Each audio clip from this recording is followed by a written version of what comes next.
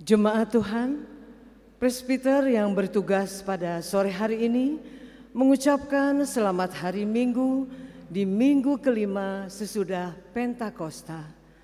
Kiranya ibadah yang kita lakukan saat ini berkenan di hadapan Tuhan dan kita diberkati olehnya.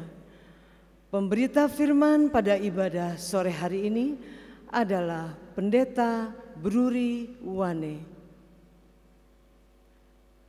Jemaat, marilah kita berdiri untuk menyambut firman Tuhan hadir di tengah-tengah persekutuan kita.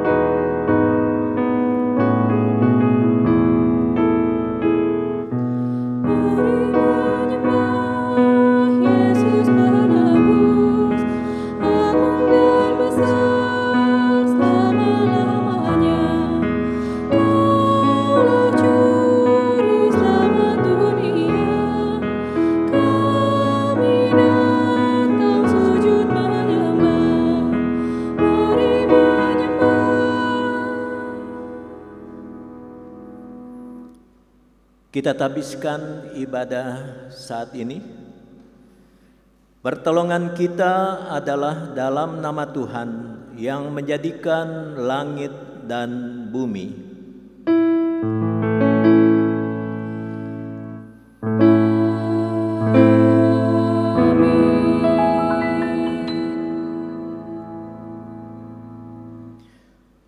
Setelah seluruh angkatan itu dikumpulkan kepada nenek moyangnya, bangkitlah sesudah mereka itu angkatan yang lain yang tidak mengenal Tuhan ataupun perbuatan yang dilakukannya bagi orang Israel.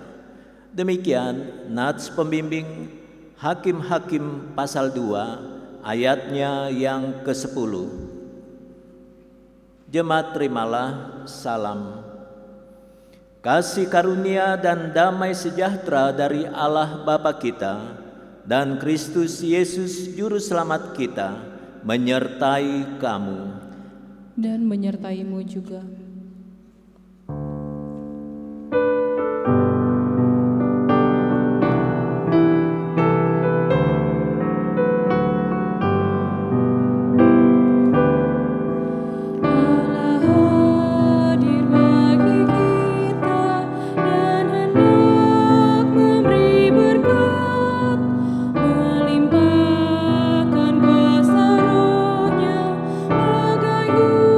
Hujan yang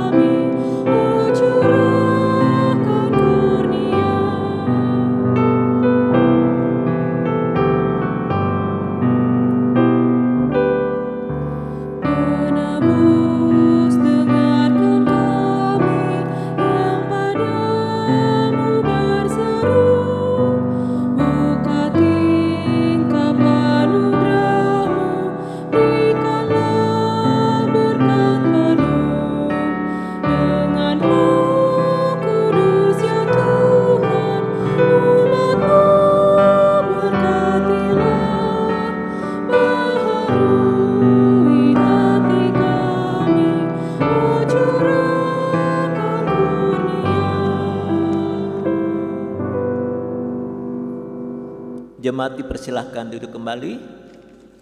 Jemaat Tuhan, marilah kita merendahkan hati di hadapan Tuhan dan mengaku akan dosa-dosa kita. Ya Allah yang kudus dan penuh kemurahan, kami mengaku dan menyadari di hadapan-Mu hakikat kami yang berdosa dan rapuh, sehingga cepat dapat berbuat jahat dan lambat untuk berbuat baik. Kami menyadari dan mengaku akan kelemahan kami dan sikap hidup kami yang mementingkan diri. Engkau mengetahui betapa sering kami berdosa, mengembara dari jalan-Mu, menyia-nyiakan pemberian-Mu, dan melupakan kasih-Mu. Ya Allah Maha Pengasih, kasihanilah kami, orang-orang yang telah malu dan menyesal ini, karena dalam segala hal kami telah menyakiti hati-Mu. Ajarlah kami untuk membenci kesalahan yang kami lakukan. Bersihkanlah kami dari dosa demi nama anak-Mu yang kekasih. Tolonglah kami ya Allah yang kudus dan pengasih, agar kami hidup dalam terang-Mu dan berjalan pada jalan-Mu sesuai perintah Yesus Kristus, Juru Selamat kami. Demikian pengakuan umat-Mu. Dengarlah ya Tuhan.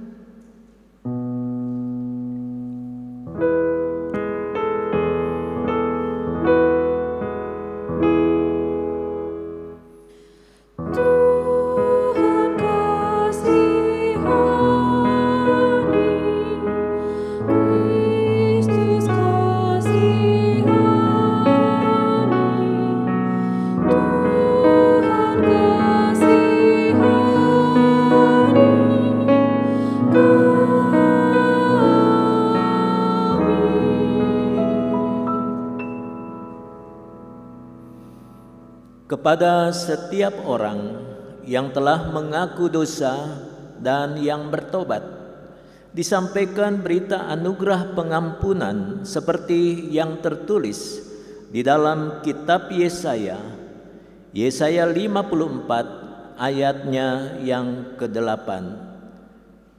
Yesaya 54 ayat 8 yang menyatakan, dalam murka yang meluap, aku telah menyembunyikan wajahku terhadap engkau sesaat lamanya. Tetapi dalam kasih setia abadi, aku telah mengasihani engkau, firman Tuhan penebusmu. Berdasarkan firman Tuhan inilah, selaku pelayan Yesus Kristus, kami memberitakan bahwa pengampunan dosa telah berlaku dalam nama Bapa, Anak, dan Roh Kudus. Syukur kepada Tuhan. Amin.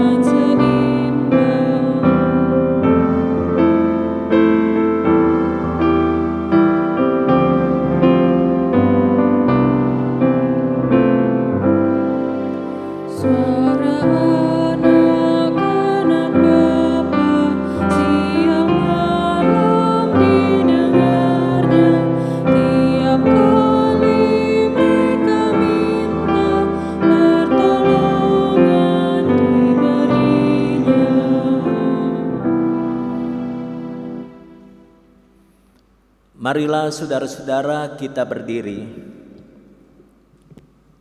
Kita mendengarkan perintah hidup baru seperti yang tertulis di dalam Mazmur pasal 86. Mazmur 86 ayat 11 dan ayatnya yang ke-12 yang menyatakan, "Tunjukkanlah kepadaku jalan-Mu ya Tuhan, supaya aku hidup menurut kebenaran-Mu. Bulatkanlah hatiku untuk takut akan nama-Mu. Aku hendak bersyukur kepadamu ya Tuhan Allahku dengan segenap hatiku dan memuliakan nama-Mu untuk selama-lamanya." Roh Kudus menolong kita mewujudkan kemuliaan Allah dalam seluruh hidup dan kesaksian kita di dunia ini.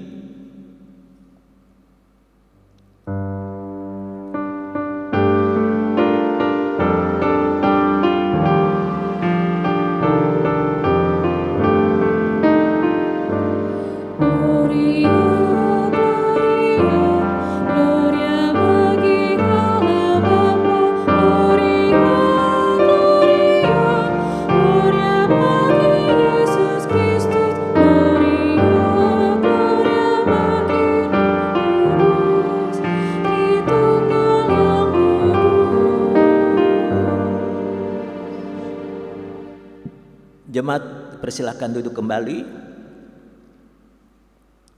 Saudara-saudara, kita akan masuk di dalam pemberitaan firman. Mari kita berdoa, kita mohon bimbingan Roh Kudus. Kita berdoa.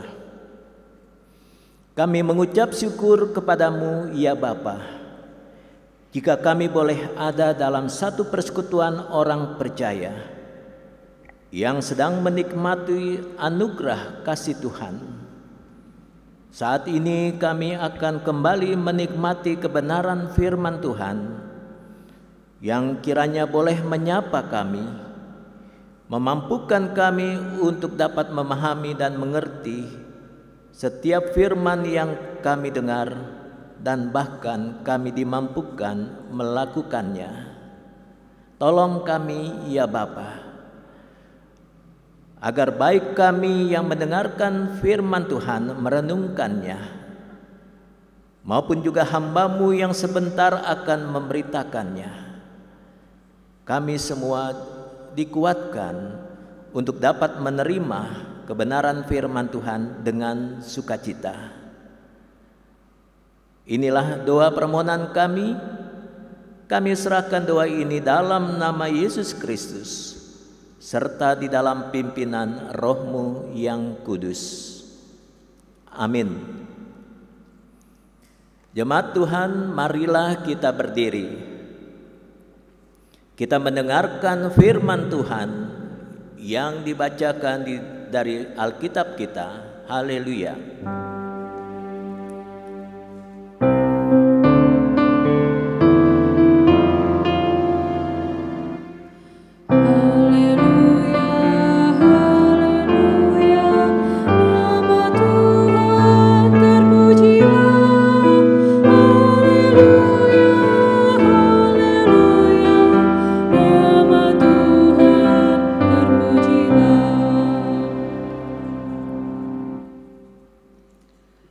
Bacaan Alkitab hari ini dari Hakim-Hakim 2 ayat 6 sampai yang ke-16.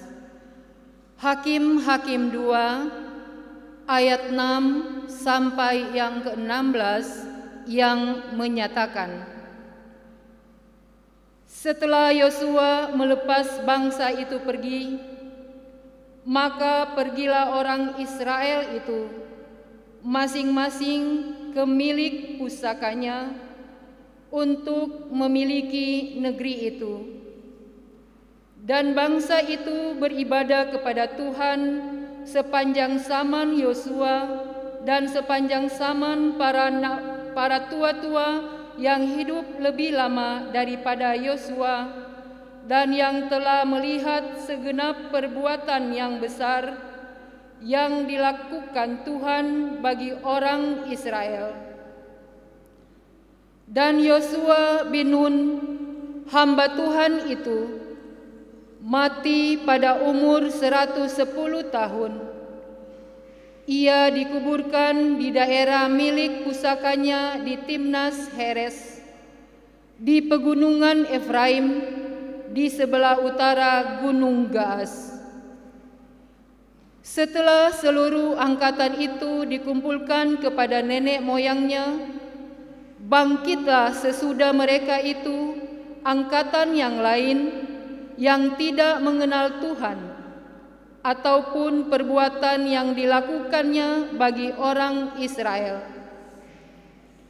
Lalu orang Israel melakukan apa yang jahat di mata Tuhan, dan mereka beribadah kepada para Baal. Mereka meninggalkan Tuhan Allah nenek moyang mereka yang telah membawa mereka keluar dari tanah Mesir, lalu mengikuti Allah lain dari antara Allah bangsa-bangsa di sekeliling mereka, dan sujud menyembah kepadanya, sehingga mereka menyakiti hati Tuhan. Demikianlah mereka meninggalkan Tuhan dan beribadah kepada Baal dan para Asitoret. Maka bangkitlah murka Tuhan terhadap orang Israel. Ia menyerahkan mereka ke dalam tangan perampok dan menjual mereka kepada musuh di sekeliling mereka, sehingga mereka tidak sanggup lagi menghadapi musuh mereka. Setiap kali mereka maju, tangan Tuhan melawan mereka dan mendatangkan malapetaka kepada mereka, sesuai dengan apa yang telah diperingatkan kepada mereka oleh Tuhan dengan sumpah, sehingga mereka sangat terdesak. Maka Tuhan membangkitkan hakim-hakim yang menyelamatkan mereka dari tangan perampok itu. Demikian pembacaan Alkitab. Hendaklah firman Tuhan dengan segala kekayaannya diam di dalam hatimu, dan ucaplah syukur kepada Allah.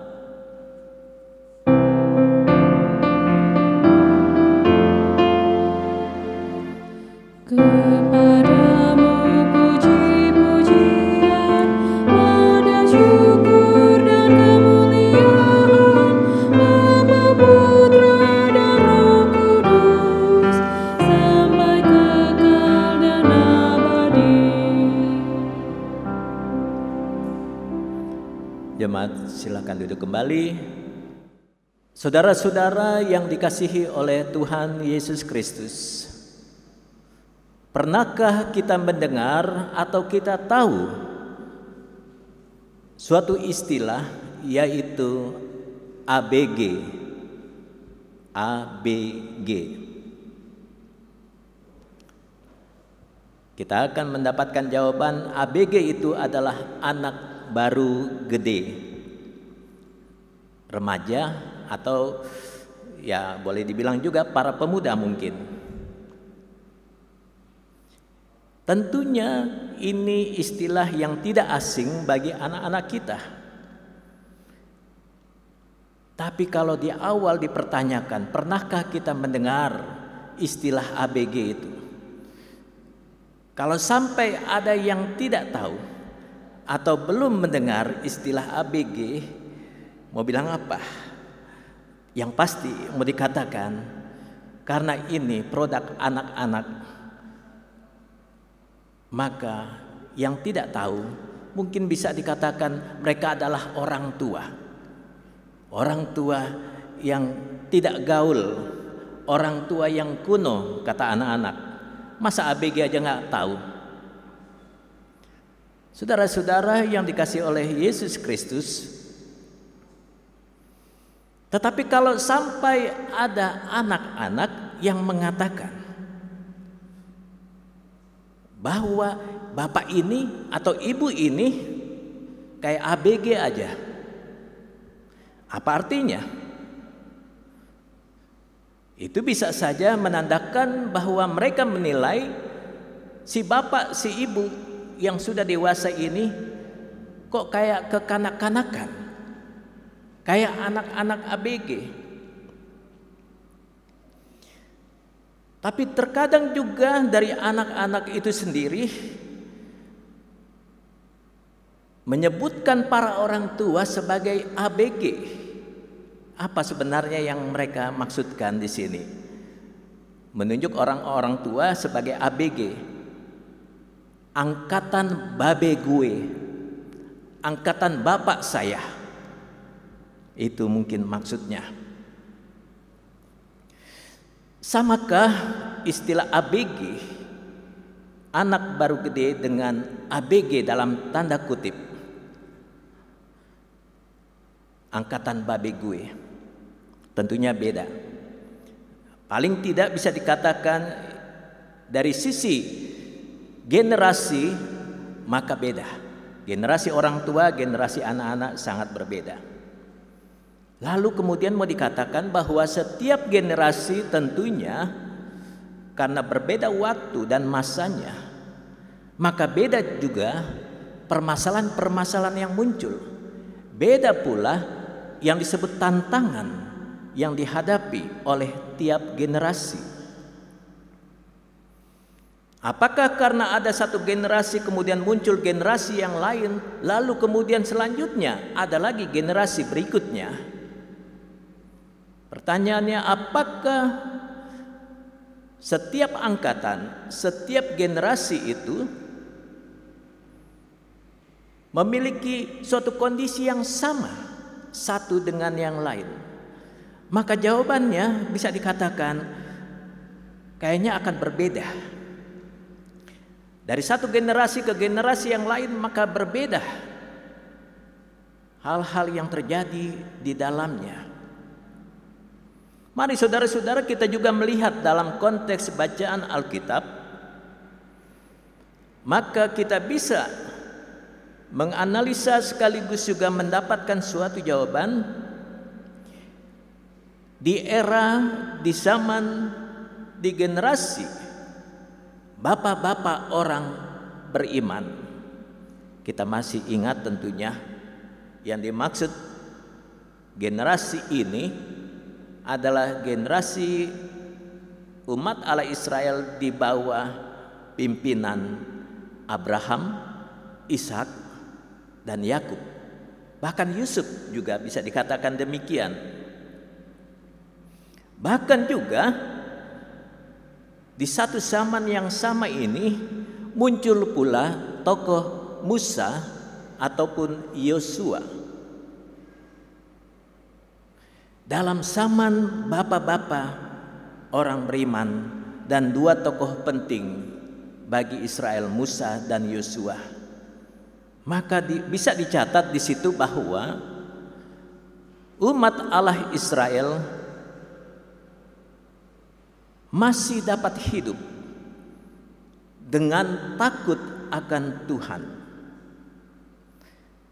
Generasi yang takut akan Tuhan. Walaupun diselang-selingi juga ada kehidupan mereka memberontak, mereka menyimpang dari jalan dan kehendak Tuhan, tetapi masih bisa dikatakan generasi ini adalah generasi yang takut akan Tuhan. Lalu saudara-saudara, bacaan Alkitab kita mau berbicara tentang di zaman hakim-hakim. Bagaimana kondisi umat Allah Israel di zaman hakim-hakim?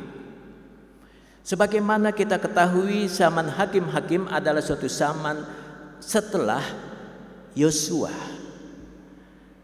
Sehingga bisa dikatakan pula bahwa karena zamannya ini setelah Yosua, itu berarti mereka sudah ada di zaman di mana mereka berada di tanah perjanjian, di tanah Kanaan. Kita tidak perlu lagi membahas bagaimana proses mereka berjuang di tanah Kanaan itu. Tetapi warna yang terjadi pada saat itu, karena di tanah Kanaan itu sebelumnya hidup penduduk-penduduk orang-orang yang tidak mengenal Allah, yang hidup menurut apa yang dikatakan oleh orang Israel sebagai penyembah-penyembah berhala. Jadi dengan demikian, bacaan Alkitab sesuai juga dengan judul perikop yang ada. Mereka orang Israel itu masih hidup dalam penyembahan berhala. Itulah fakta yang bisa kita lihat. Mereka tidak hidup akibat dari mereka bergaul ataupun berjumpa dengan orang-orang yang tidak takut kepada Allah, yang tidak mengenal Allah, maka orang Israel pun akhirnya mulai terbawa, mulai terbiasa dengan pola hidup yang tidak takut kepada Allah. Mereka mulai mirip dengan penduduk-penduduk yang asli itu. Padahal seharusnya mereka tidak seperti itu. Saudara-saudara yang dikasihi oleh Yesus Kristus, sehingga kesimpulannya dari apa yang kita baca tentang kehidupan umat Allah Israel di zaman para hakim, mereka sungguh hidup dengan tidak berkenan di hadapan Allah. Itu dulu untuk sementara yang kita tarik kesimpulan. Lalu pertanyaan untuk menjadi bahan perenungan kita. Itu era, itu zaman generasi yang dicatat dari Alkitab kita, dari sejak bapak-bapak orang beriman sampai kepada mereka yang hidup di Kanaan. Lalu bagaimana dengan generasi selanjutnya? Yang mau dimaksudkan adalah bagaimana generasi selanjutnya yang hidup di zaman perjanjian baru, di zaman Mesias yang datang, yang bernama Yesus Kristus. Bagaimana kehidupan di zaman Yesus, bahkan juga di zaman para rasul. Kalau dalam perjanjian lama yang terakhir, ketika mereka di Kanaan, catatannya adalah mereka hidup dengan menyembah berhala. Maka ketika zaman Yesus, kita melihat suatu zaman di mana mereka dipulihkan kembali. Yang tadinya mereka menyembah kepada berhala, bukan kepada Allah, tetapi pada akhirnya di dalam zaman Yesus, mereka mulai kembali untuk menyembah kepada Allah, khususnya menyembah di dalam Yesus Kristus. Bagaimanakah kehidupan setelah Yesus dan para rasul? Itu juga mari kita pertanyakan. Adakah suatu kehidupan yang tetap sama seperti yang dilakukan oleh orang percaya pada zaman Yesus? Dan tentunya kita mulai berpikir, zaman setelah Yesus itu zaman apa ya? Generasi yang seperti apa ya? Maka bisa dikatakan zaman setelah Yesus hidup dan melayani. Itulah yang saat ini mungkin kita sudah mulai merasakannya. Kita hidup di zaman modernisasi.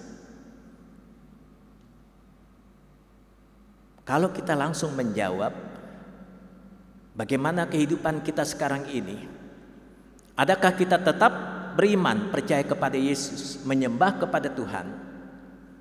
Ini masih perlu waktu untuk menjawabnya. Masih ada proses panjang yang akan terjadi. Nah, saudara-saudara, hal apakah orang masih hidup di dalam Tuhan serta orang masih takut akan Tuhan, ataukah saat ini orang sudah mulai lagi untuk hidup dalam berhala-berhala zaman modernisasi? Kalau orang dulu dikatakan hidup dalam penyembahan berhala, ilah-ilah, baal-baal, dewa-dewa, apakah sekarang ini orang tidak lagi hidup dengan berhala? Orang masih harus membuktikan bahwa zaman modernisasi ini, kita semua yang hidup ini tidak akan berhala. Tapi apakah benar seperti itu? Nah, saudara-saudara yang dikasihi oleh Yesus Kristus, kehidupan orang beriman di zaman sekarang ini, di generasi sekarang ini, mungkin beda dengan generasi dulu yang dicatat dalam Alkitab. Persoalan-persoalannya juga mungkin kelihatan berbeda. Tetapi bukankah pada setiap generasi, setiap masa yang terjadi, waktu yang ada, yang namanya persoalan, yang namanya tantangan hidup, yang namanya pergumulan selalu ada, tidak mengenal waktu dan tempat. Nah, saudara-saudara yang dikasihi oleh Yesus Kristus, walaupun pada akhirnya di dalam kita merenungkan firman Tuhan, kita harus berpikir lebih jauh. Kalau firman Tuhan berbicara tentang ilah-ilah lain,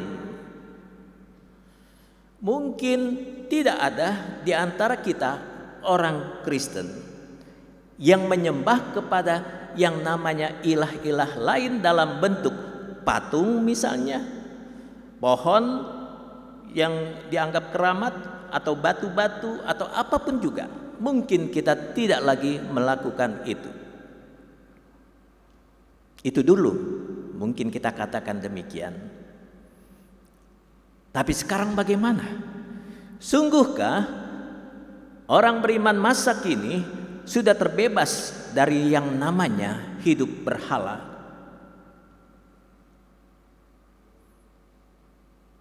Kalau masih ada,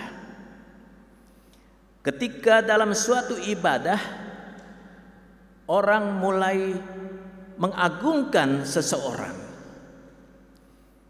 orang mulai mengidolakan seseorang, kemudian mengkultuskan seseorang sebagai orang yang sangat dihormati, disegani, kemudian dia hanya percaya kepada orang itu, dia hanya menaruh hormat kepada orang itu, apapun yang dikatakannya akan diperbuat oleh seseorang misalnya. Maka bukankah ini sama halnya kita sudah mulai mengkultuskan seseorang? Bagaimana dengan Yesus kalau begitu? Masih adakah tempat bagi Yesus untuk kita hormati, kita sembah? Begitu juga saudara-saudara,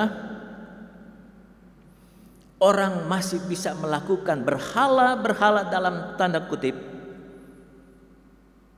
Mereka sungguh sangat menaruh kepercayaan pada yang namanya jabatan, apa yang disebut sebagai pekerjaan.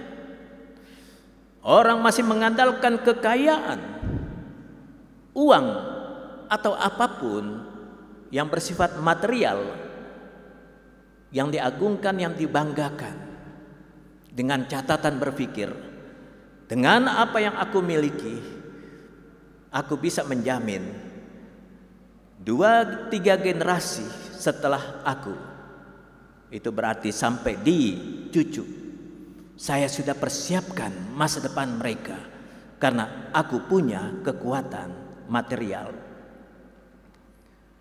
Saudara-saudara yang dikasihi oleh Yesus Kristus, dengan suatu contoh yang seperti itu, maka kita mulai bisa melihat bahwa waspada dan hati-hati dengan segala sesuatu yang sedang kita hadapi. Mungkin kita tidak sama seperti yang dilakukan oleh orang beriman pada waktu dulu, tidak melakukan penyembahan berhala, dewa-dewa, Tetapi jangan sampai kita sekarang ini melakukan penyembahan dalam bentuk yang lain. Lalu ini berbicara tentang sekarang, berbicara tentang masa depan yang akan datang itu, berbicara tentang sesuatu yang terjadi di era kemajuan teknologi IT. Maka kita juga mulai melihat ada hal yang mampu dipahami oleh kita, khususnya oleh anak-anak muda, tetapi ada juga yang tidak mampu dipahami oleh kita, khususnya generasi tua. Karena istilah-istilah seringkali muncul, kalau ditanyakan kepada anak-anak kita, mereka ngerti rupanya. Tapi kalau kita sendiri sulit untuk mengertinya. Bayangkan saja kalau ada istilah-istilah 3G, 3G, 4G, atau apa ya, mungkin akan ke depan 5G misalnya.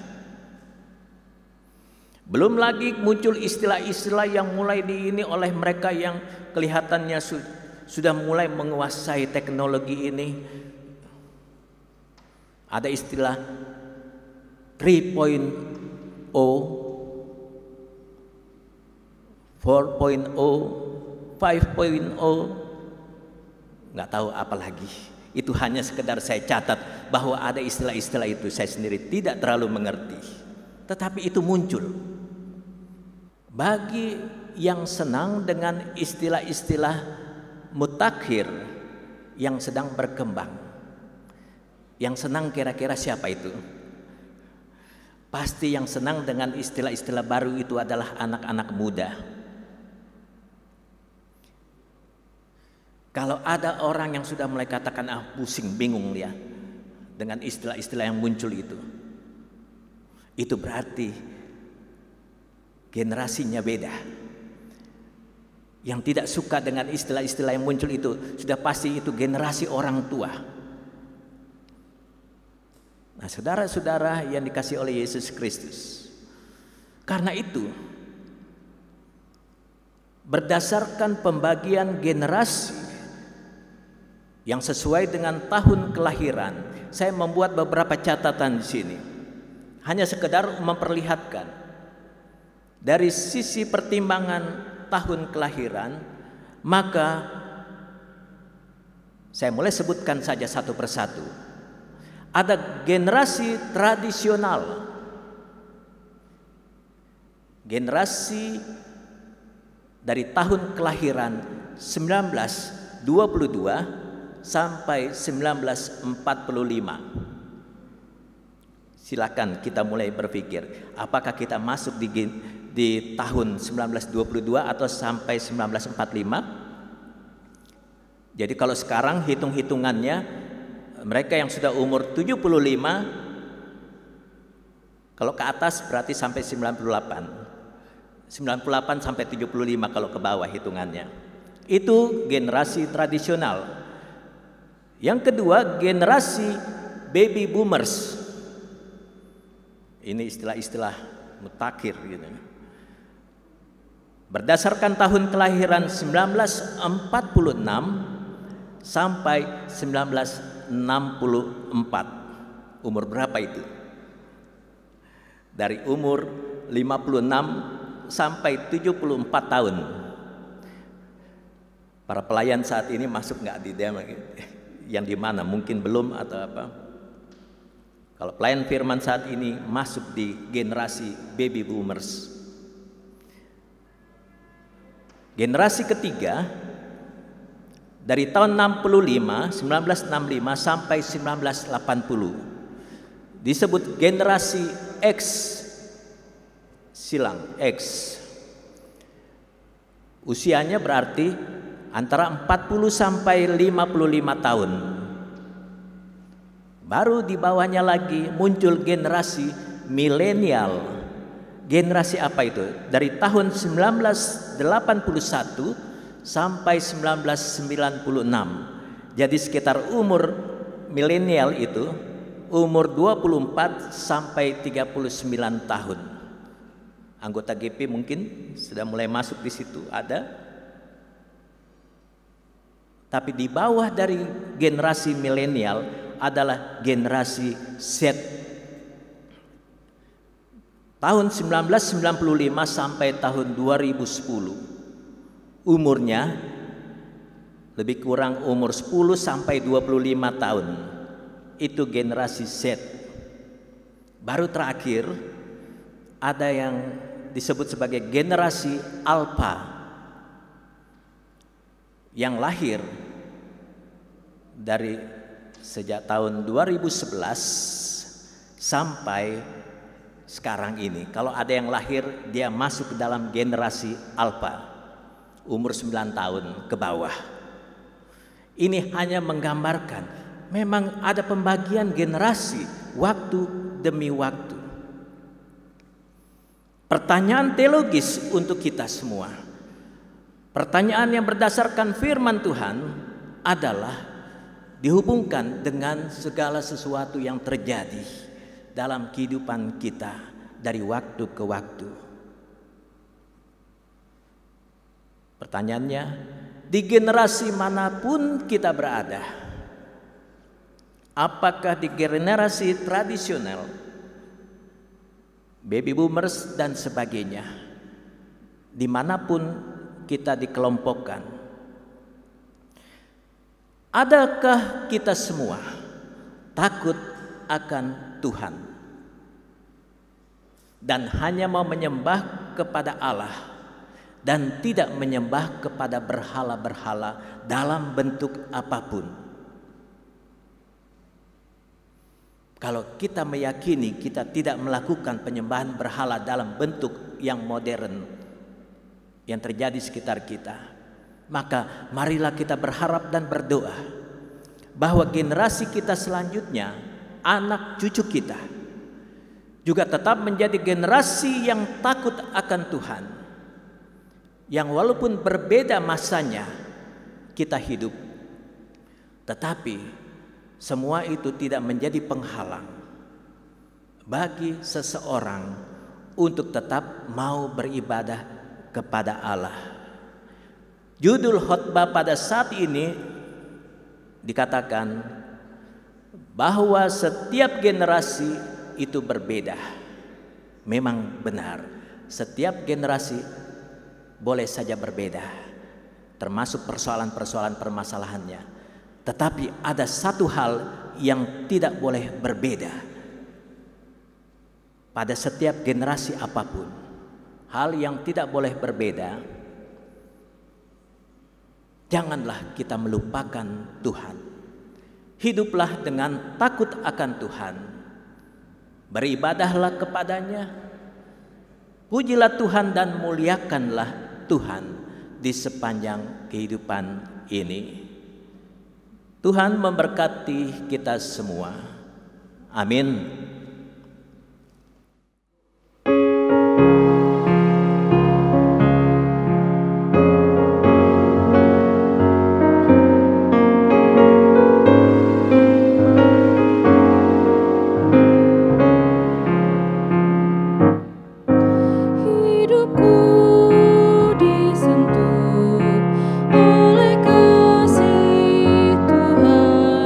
Tuhan dengan cara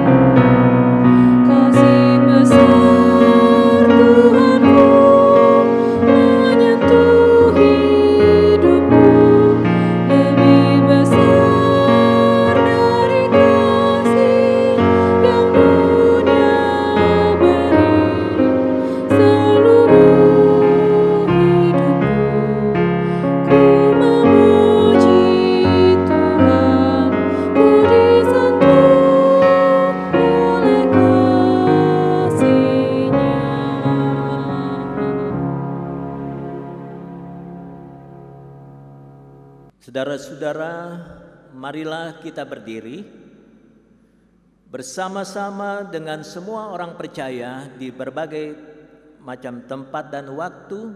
Kita ucapkan pengakuan iman rasuli. Dari hati dan mulut kita masing-masing kita berkata, "Aku percaya kepada Allah, Bapa yang Maha Kuasa, Khalik langit dan bumi, dan kepada Yesus Kristus, Anaknya yang tunggal Tuhan kita, yang dikandung daripada Roh Kudus, lahir dari anak darah Maria, yang menderita di bawah pemerintahan Pontius Pilatus, disalibkan, mati dan dikuburkan, turun ke dalam kerajaan maut. Pada hari yang ketiga bangkit pula dari antara orang mati, naik ke surga, duduk di sebelah kanan Allah Bapa yang Maha Kuasa, dan akan datang dari sana untuk menghakimi orang yang hidup dan yang mati. Aku percaya kepada Roh Kudus, gereja yang kudus dan persekutuan orang kudus, pengampunan dosa, kebangkitan daging, dan hidup yang kekal." Jemaat dipersilakan duduk kembali. Kita masuk di dalam doa syafaat. Mari kita berdoa. Kepadamu ya Allah kami datang mengucap syukur. Jika firman Tuhan boleh menyapa kehidupan kami, menyadarkan bahwa kami ada dalam satu era, waktu, dalam satu generasi yang mungkin masing-masing kami berbeda, generasi satu dengan yang lain. Kami sudah boleh diingatkan bahwa segala sesuatu yang berbeda bukan merupakan sesuatu yang harus dipersoalkan. Ketika masing-masing generasi, masing-masing pribadi yang hidup dalam berbagai macam bentuk generasi menyadari ada satu hal yang harus dilakukan secara sungguh-sungguh, secara benar, bahwa kami mau tetap hidup sebagaimana yang Tuhan kehendaki. Kami hanya mau percaya dan mempertaruhkan hidup kami kepada Tuhan saja. Kami hanya mau berimankan dan berpengharapan hanya kepada Tuhan, bukan kepada yang lain. Kami hanya mau beribadah kepada Tuhan yang di dalam Yesus Kristus kami mau melakukannya, bukan kepada berbagai macam bentuk penyembahan-penyembahan berhala. Mampukan kami untuk dapat menangkal dan mempersiapkan diri kami, agar kami tidak terjebak dengan berbagai macam kemajuan teknologi yang ada, yang menjadikan bahwa apa yang kami perbuat menjadi sesuatu yang dianggap sudah tidak relevan lagi pada masa sekarang ini. Mampukan kami sebagai orang tua menyadari bahwa apa yang kami lakukan biarlah kiranya tetap benar dan menjadi contoh teladan bagi anak-anak ketika mereka hidup di generasi mereka di dalam kemajuan modernisasi, kemajuan iptek, kemajuan dalam berbagai macam bentuk hal yang sudah berbeda jauh dari generasi yang lalu. Anak-anak kami tetap menjadi anak-anak Tuhan yang senantiasa hidup menurut kehendak Tuhan. Berkati ya Bapa apa yang boleh kami lakukan pada saat ini ketika kami semua boleh beribadah.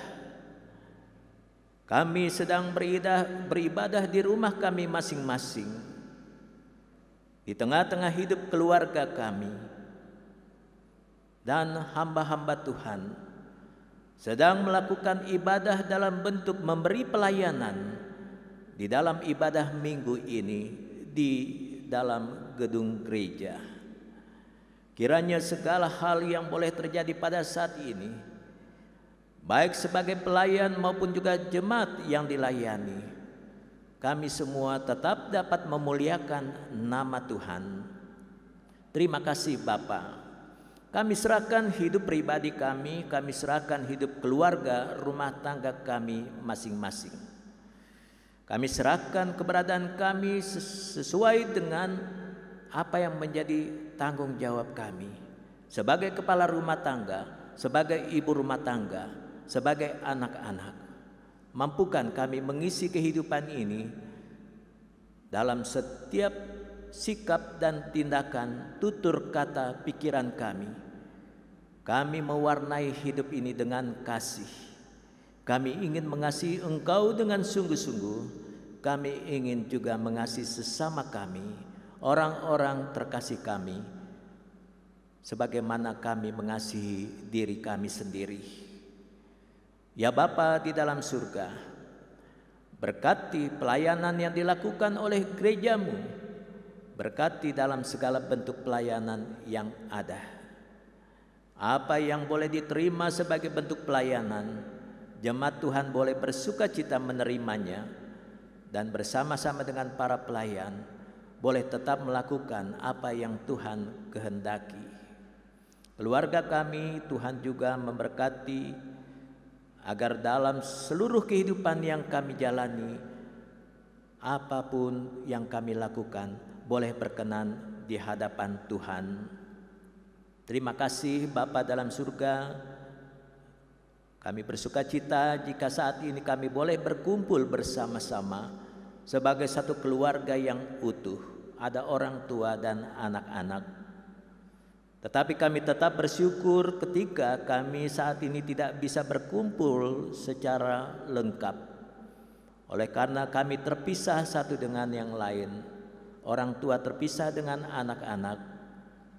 Apapun juga alasan yang menjadikan kami tidak bersama-sama, biarlah Tuhan juga menyertai keberadaan jemaat Tuhan yang saat ini patut kami doakan. Kami mau berdoa untuk ibu-ibu janda, bapak-bapak duda, anak-anak yatim dan piatu. Kami mau berdoa untuk kami yang saat ini hanya dapat beribadah melalui ibadah online sebagai orang-orang yang sudah berusia lanjut, ataupun juga sebagai anak-anak yang untuk situasi saat ini kami tetap mau bersyukur karena kami tetap mendapatkan pelayanan dan ibadah. Ya Bapa, Engkau berkati saudara-saudara terkasih kami yang oleh karena sukacita yang Engkau anugerahkan kepada mereka, baik berupa hari ulang tahun kelahiran pribadi maupun juga ulang tahun perkawinan pasangan suami istri. Sukacita yang ada biarlah kiranya Engkau sempurnakan dengan juga menghadirkan berkat-berkat Tuhan dalam kehidupan mereka selanjutnya. Kami mau berdoa juga untuk mereka yang saat ini sedang bergumul, sedang menghadapi persoalan, tantangan, agar Tuhan menyertai mereka, menolong mereka. Terlebih ketika mereka ada yang sakit, mengalami kelemahan tubuh. Hanya kepadamu ya Bapa kami senantiasa menyerahkan warga jemaat Tuhan yang kami kasihi, yang saat ini sedang tidak berdaya. Tuhan jugalah yang memberikan kesembuhan dan kekuatan buat mereka semua. Ya Bapa di dalam surga, berkati pemerintah kami, berkati negara yang kami cintai. Biarlah kiranya Tuhan senantiasa hadir di negara kesatuan Republik Indonesia yang di tengah-tengah situasi kondisi saat ini pada masa pandemi COVID-19. Kami percaya Tuhan akan memberi hikmat, memberikan segala pengetahuan yang terbaik, sehingga melalui pemerintah yang ada kami boleh senantiasa diberkati oleh Tuhan. Terima kasih Bapa. Kami mau berdoa untuk setiap pribadi kami yang sedang berseru, agar Tuhan menilik doa-doa pribadi kami. Inilah ya Bapa doa kami. Kami mau serahkan doa ini di dalam nama Yesus Kristus, Tuhan yang telah mengajar kami berdoa. Bapa kami yang di surga, dikuduskanlah namamu. Datanglah kerajaanmu, jadilah kehendak-Mu di bumi seperti di surga. Berikanlah kami pada hari ini makanan kami yang secukupnya, dan ampunilah kami akan kesalahan kami, seperti kami juga mengampuni orang yang bersalah kepada kami. Dan janganlah membawa kami ke dalam pencobaan, tetapi lepaskanlah kami daripada yang jahat.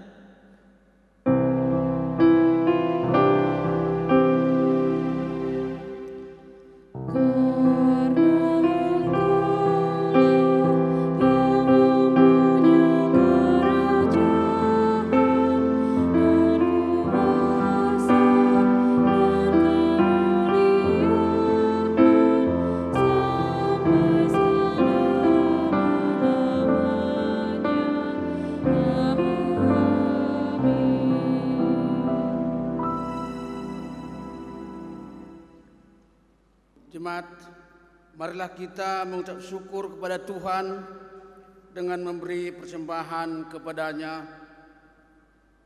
Dengarlah firman Tuhan yang tertulis di Maleakhi 3 ayat yang 10 yang menyatakan, "Bawalah seluruh persembahan persepuluhan itu ke dalam rumah perbendaharaan, supaya ada persediaan makanan di rumahku, dan ujilah aku." Firman Tuhan semesta alam, apakah aku tidak membukakan bagimu tingkap-tingkap langit dan mencurahkan berkat kepadamu sampai berkelimpahan. Tuhan memberkati saudara dan persembahan saudara.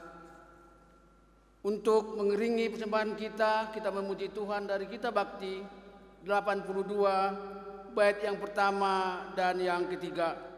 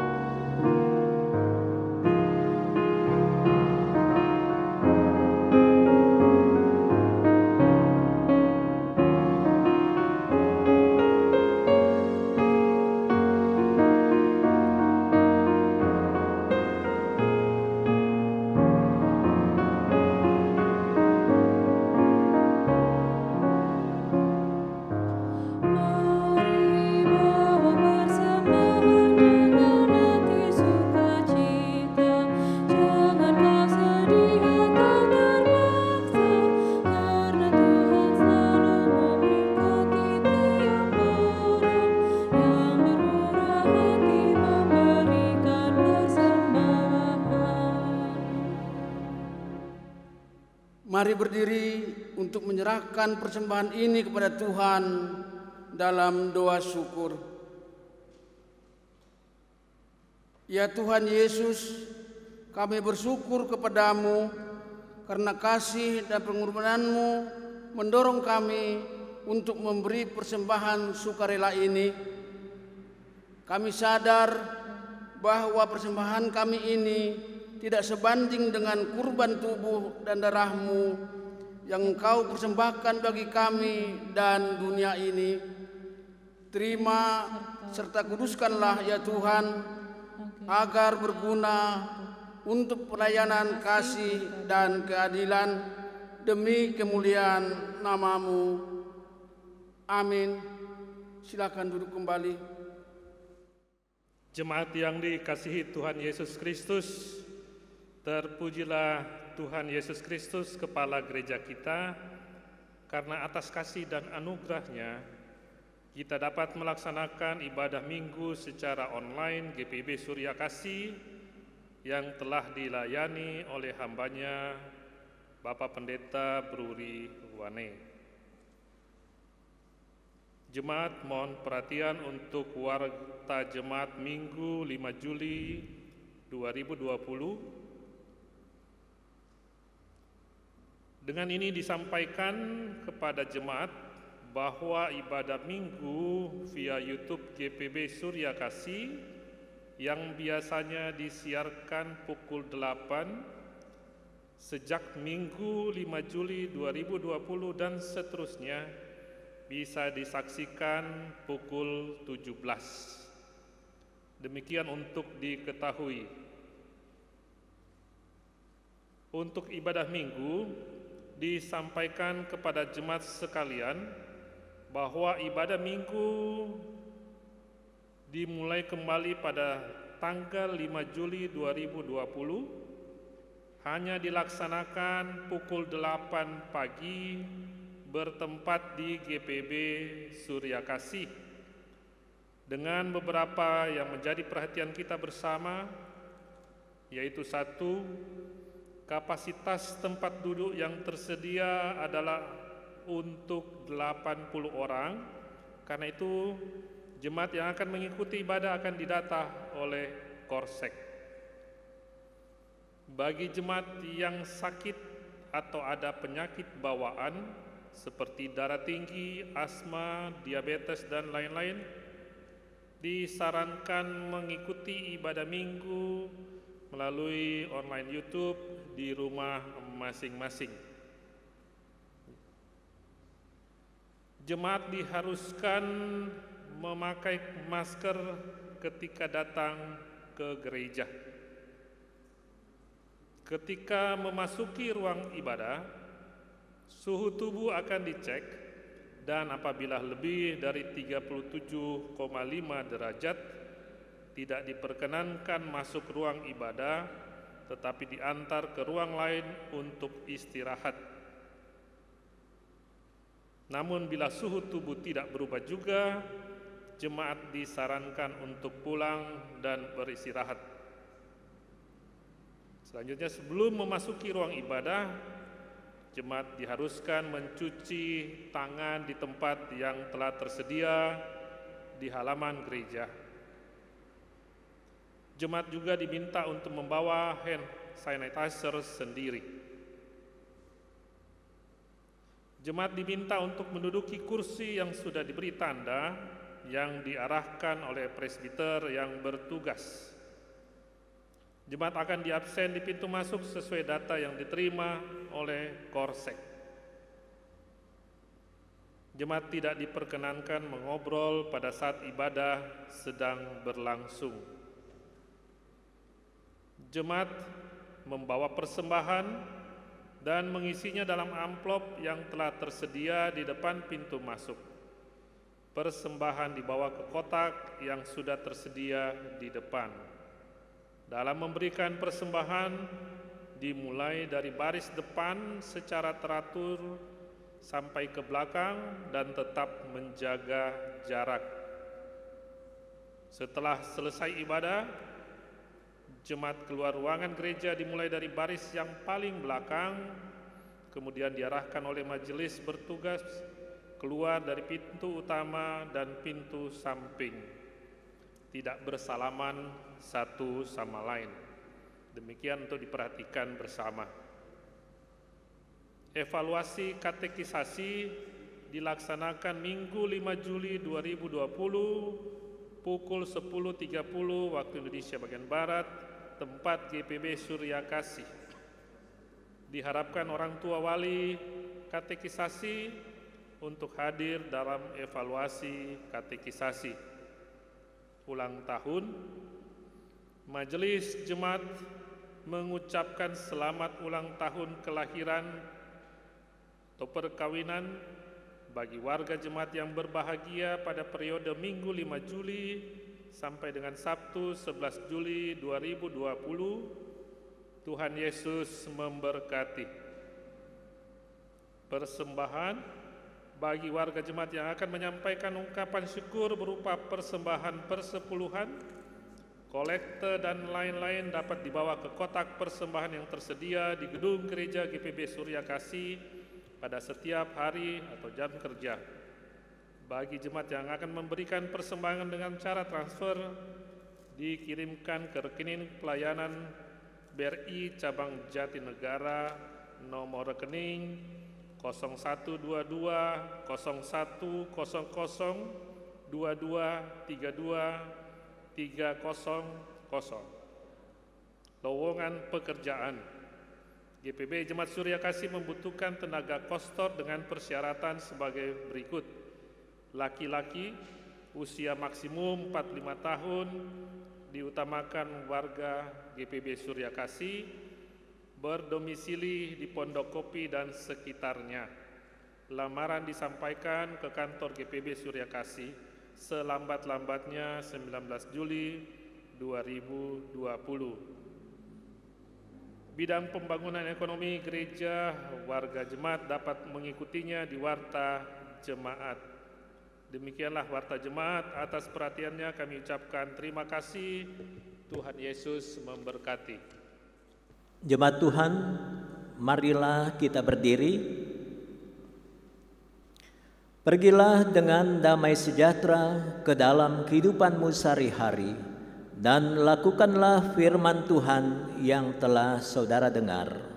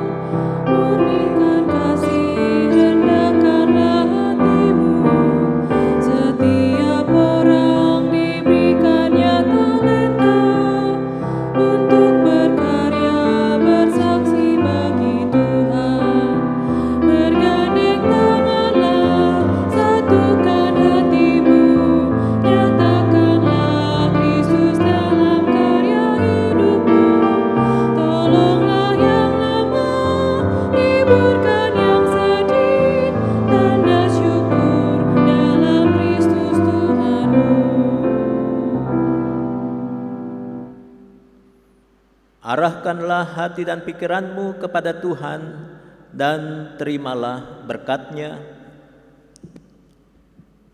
Tuhan memberkati engkau dan melindungi engkau.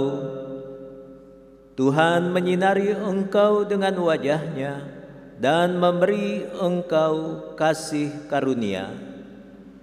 Tuhan menghadapkan wajah-Nya kepadamu dan memberi engkau damai sejahtera.